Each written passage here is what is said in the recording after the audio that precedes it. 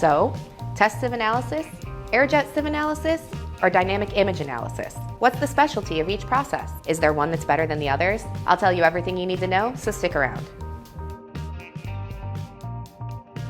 Hi, I'm Candace Blaker, and I'm the Product Manager of Particle Size Analysis here at WS Tyler. There's currently 3 main methods of conducting particle analysis used in industries worldwide: test sieve analysis, Jet Sieve Analysis, and dynamic image analysis. Each procedure carries a unique set of pros and cons that allow lab technicians and lab managers to identify which practice will produce the best results. But what method should I be using? As prominent leaders with over 150 years of particle size analysis experience, WS Tyler is here to help you navigate these quality control practices to help you better understand which one is right for you. So in this video, we'll go over what a test sieve analysis is, what Jet Sieve Analysis is, what dynamic image analysis is, and the 9 factors that determines which is right for you.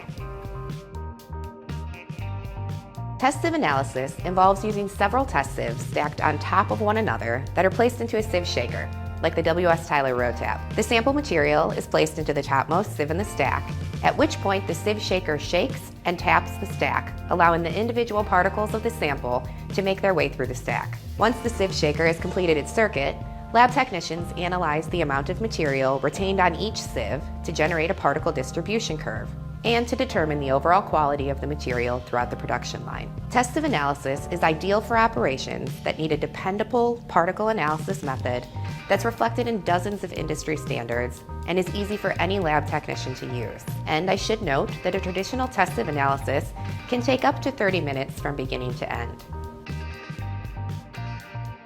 Jet Sieve Analysis requires lab technicians to use an Jet sieve, like the Alpine Jet Sieve E200LS. Jet sieves work to create a vacuum and propel the sample material, making them slam against the plexiglass lid and then pass down through the sieve mesh. This action makes Jet Sieve Analysis the ideal method to test material that often becomes agglomerated, like flour, powdered sugar, and concrete mix.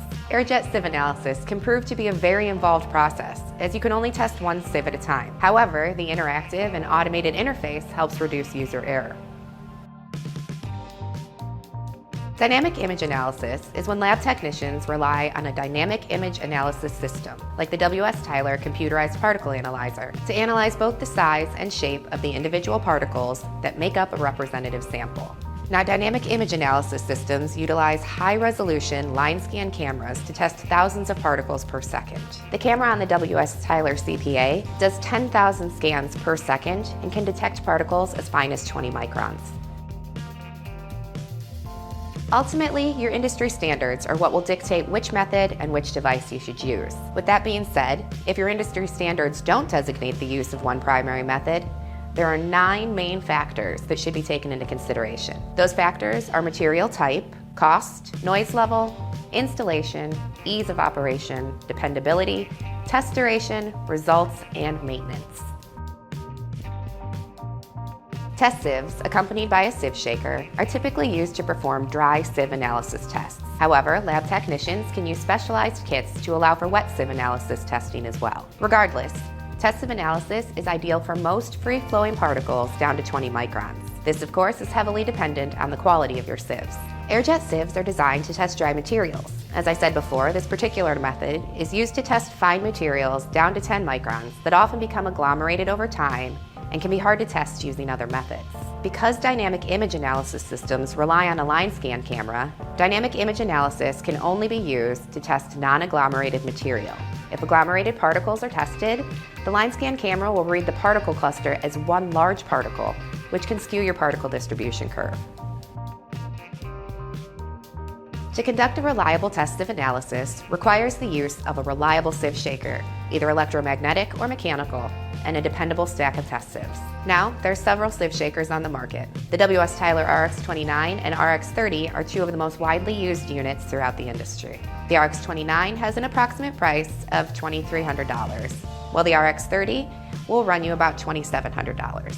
When it comes to test sieves, there's 5 elements that dictate the overall cost: the sieve type, alloy, mesh specifications, the sieve size, and any additional certification services you wish to apply. With that being said, a single test sieve can cost anywhere from $35 up to $850. The cost of an Alpine Airjet Sieve E200LS is directly affected by the software package that you choose. Currently, there's the Basic, Ultimate, and Security software packages to choose from. The Basic model costs around $10,000, the Ultimate will run you around $13,000, and the Security model costs around $18,000.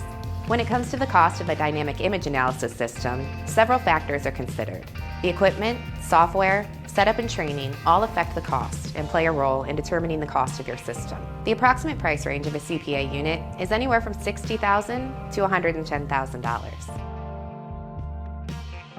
The noise level you can expect while conducting a test sieve analysis depends on the type of sieve shaker that you're using.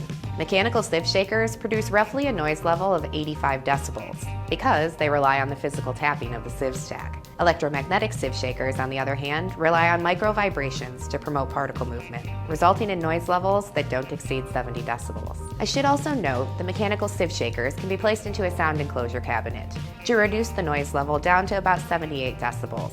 If your industry standards require the use of mechanical shakers, but noise is a concern in your lab setting. Airjet sieves rely on industrial vacuum cleaners to create the airjet motion that breaks down the agglomerated particles. With that being said, some noise is to be expected during the operation. However, it is far less than a sieve shaker.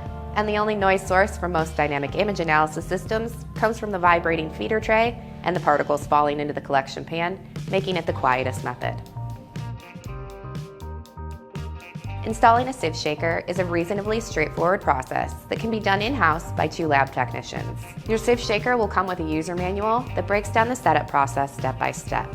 With that being said, after a few parts are attached, adjusted, and the sieve shaker is properly secured, all that's left to do is plug the device in and begin your testing. Much like the cost, the installation of an Alpine Airjet Sieve E200LS is dependent on the software package that you select. Basic installation can be done in-house by simply connecting the unit to a scale, the vacuum, and a power source. The Ultimate and Security versions, however, require an on-site visit from one of our technicians. This process involves connecting the device to your network, programming all the users to prevent any unauthorized testing, creating an audit trail, and completing any IQ and OQ documentation you may require.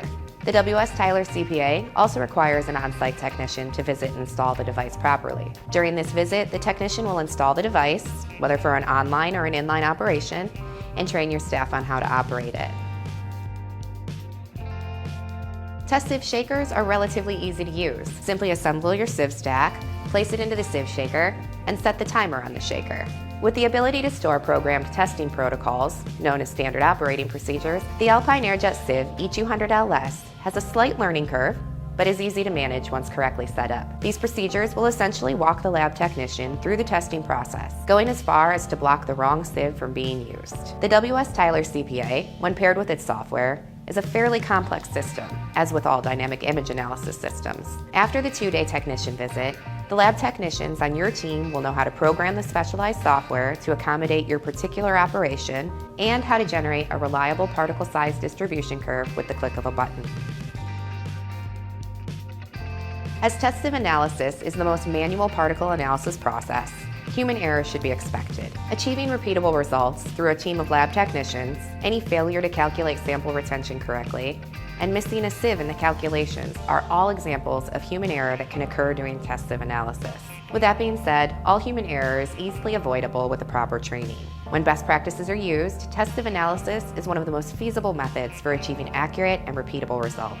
Since airjet sieves can break down agglomerated particles, and is, for the most part, automated, airjet sieve analysis is one of the easiest ways to obtain accurate results for a wide range of materials. The most significant impact that airjet sieves have on dependability is that any particles that are finer than the mesh size fall through and are taken in by the vacuum. This means that you can only test a particular sample of material one time. But I should say, we offer a cyclone that can be purchased and attached to the system to collect these fine particles before they enter the vacuum bag. But any residual material should be cleaned and removed after each test to avoid particulate contamination. Because dynamic image analysis systems utilize specialized computer software to conduct an accurate dynamic image analysis, as well as to calculate the results, all avenues of human error are virtually eliminated. Additionally, as the lab technician simply needs to put the sample into the device's hopper, the material can be tested multiple times and produce identical results. On average, it takes a test sieve shaker 8 to 10 minutes to properly run material through a sieve stack. The technician then needs to weigh the sample retained on each sieve in the stack and calculate the results. From beginning to end, a sieve analysis can take roughly 20 to 30 minutes. The time of an air-jet sieve analysis is dependent on which method you use. There's currently 2 air-jet sieve techniques that can be used: the standard method and the Swiss method. While the Swiss method is proven to be more accurate, it requires more sample material and takes longer to run, as samples must be divided into several micro samples. Essentially, air-jet sieve analysis takes the most time because material is run one sieve at a time, regardless of what method is used. Dynamic image analysis is the fastest particle analysis method, with an average test duration of 3 minutes. In these 3 minutes, the particles of your sample are counted, analyzed, and measured, and the results are calculated to give you a particle size distribution curve that's generated automatically with the same accuracy or better as a test sieve analysis, which can take up to 30 minutes. Test sieve analysis is used to test the particle size distribution of dry, free-flowing sample material. That being said, test sieve analysis is limited to particle size results, as test sieves provide little to no indication of the shape of the individual particles. To that end, all sample retention measurements and test results are completed manually. Air-jet sieve analysis is used to test particle size distribution in a much more accurate way than test sieve analysis. The most significant difference between air-jet sieve analysis and test sieve analysis is that the air-jet sieve unit itself calculates and stores all of the analysis results automatically, with a security software package creating an audit trail for each test. Dynamic image analysis is employed to gather a more comprehensive analysis of your particles. When paired with its proprietary software, dynamic image analysis systems not only provide insight into the size of the particles in a sample, but to their shape as well. Sieve shakers, specifically mechanical sieve shakers, are constructed out of dozens of moving parts that are subject to wear and tear over time. This means that to continue yielding accurate and repeatable sieve analysis results, you will eventually need to replace certain parts of your sieve shaker. There are maintenance kits available for purchase that include some of the most commonly replaced parts. Fortunately, sieve shakers were designed to allow for easy replacement of parts in-house by the lab technicians, reducing costly downtime. As the test sieves that the Alpine Air-Jet Sieve E200LS use employ RFID chips, the unit itself records the amount of time a sieve has been used and informs the operator when the sieve needs cleaning. But because this particular particle analysis method relies on propelled air, test sieves can be used more in between cleanings. When it comes to the air-jet sieve unit itself, it's recommended that the unit be cleaned regularly. The air filter in both the unit and the vacuum should undergo routine replacement to ensure that regulation tolerances are maintained. Additionally, most air-jet sieves will need to be calibrated yearly to ensure that the device and vacuum are operating as intended. Dynamic image analysis systems don't utilize many parts that require heavy maintenance, so the device will most likely provide desirable results with regular cleaning and proper care. If there is an issue with your device, odds are one of the program presets was tampered with, your file paths aren't clear, or a software update is required, all of which can be fixed remotely by one of our technicians. The biggest issue that you may encounter is the need to have the line scan camera recalibrated, which will require you to send your device in for service. This can be determined by placing the calibration frame in front of the camera and determining the pixel width between the 3 bars of the frame. If your device reads anything beyond 21 to 23 pixels between each bar, the camera will need to be recalibrated. Thanks so much for watching. If you have any questions, fill out a Contact Us form so we can answer your specific inquiry. Just click the link in the description. And if you'd like to learn more about what woven wire mesh or our many products, we have a learning center filled with written and video content to make you an expert. Just click the second link and you'll be that expert in no time. And don't forget to click the subscribe button and ring that bell to keep up with all things WS Tyler. Once again, my name is Candace Blaker, and I'll see you around in the next video. Bye for now.